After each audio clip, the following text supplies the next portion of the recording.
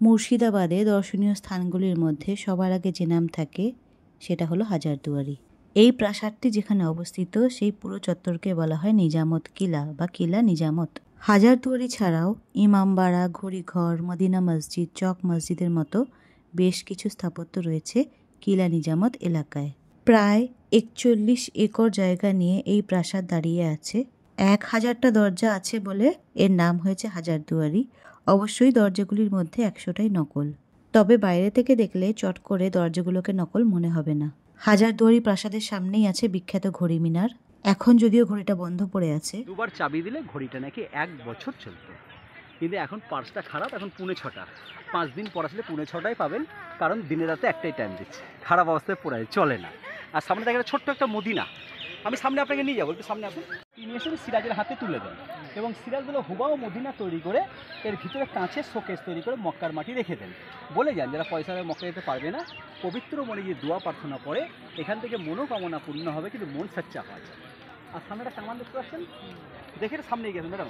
হাজারদুয়ারির ঠিক বিপরীতে রয়েছে নিজামত ইমামবাড়া। মহরমের দিন এটি সাধারণ মানুষের জন্য খোলা থাকে, আর বাকি দিনগুলো স্থাপত্য কেবল বাইরে থেকেই দেখতে হবে, ভেতরে ঢোকার অনুমতি নেই। শুক্রবার বাদে সকাল ৯টা থেকে বিকেল ৫টা পর্যন্ত হাজারদুয়ারি খোলা থাকে। এখানে প্রবেশ করতে হলে এক একজনের টিকিট করতে হয় ২৫ টাকা করে। প্রাসাদের একদম সামনেই রাখা আছে বাচ্চাবালি তোপ।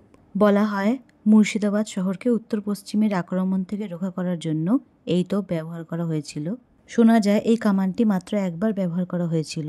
প্রায় ১০ মাইল ব্যাসার্ধের মধ্যে একটা বিশাল বিস্ফোরক শব্দ তৈরি করেছিল এই কামান।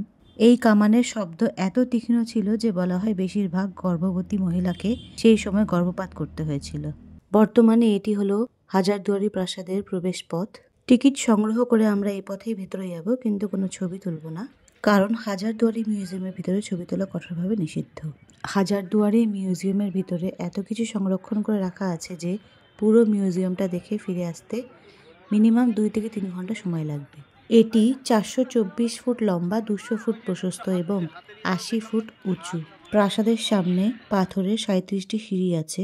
সিঁড়ির কাছে পাথরের সিংহ স্বাগত জানানোর ভঙ্গিতে বসে আছে।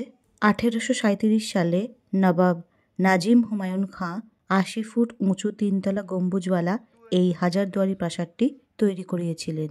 ১১৪টি কক্ষ এবং ৮টি গ্যালারি নিয়ে তৈরি এই প্রাসাদটি হাজারদুয়ারি নামে পরিচিত হলেও হুমায়ুন জাঁ একে বড় কোঠি নামে ডাকতেন।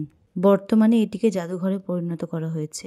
কথিত আছে গোটা স্থাপত্যের রূপকার ছিলেন ডানকান ম্যাকলিওর। ভাগীরথী নদীর তীরে অবস্থিত এই প্রাসাদের ৩ তলায় বেগম ও নবাবদের থাকার ঘর ছিল, দোতলায় ছিল দরবার হল, পাঠাগার, অতিথিশালা এবং একতলায় নানা অফিস ঘর, গাড়ি রাখার জায়গা ছিল। তবে দুর্বল কাঠামোর জন্য ৩ তলায় এখন আর উঠতে দেওয়া হয় না, একতলা আর দোতলাতেই যেতে দেওয়া হয়। এখন আমরা মুর্শিদাবাদে দারুচিনি নামে এই রেস্টুরেন্টে এসেছি দুপুরের খাওয়া দাওয়া করতে।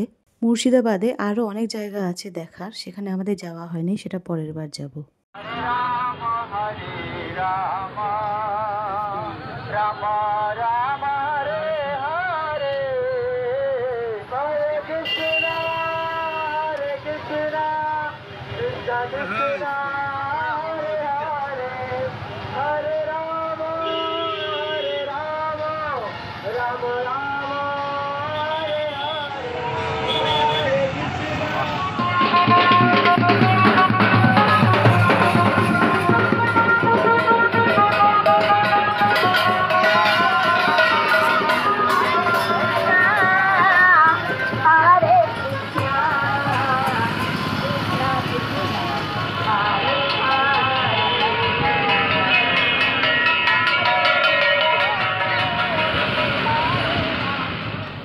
এখন প্রায় 7:30। আমরা সকালে চা খাবো বলে এই দোকানের সামনে দাঁড়ালাম।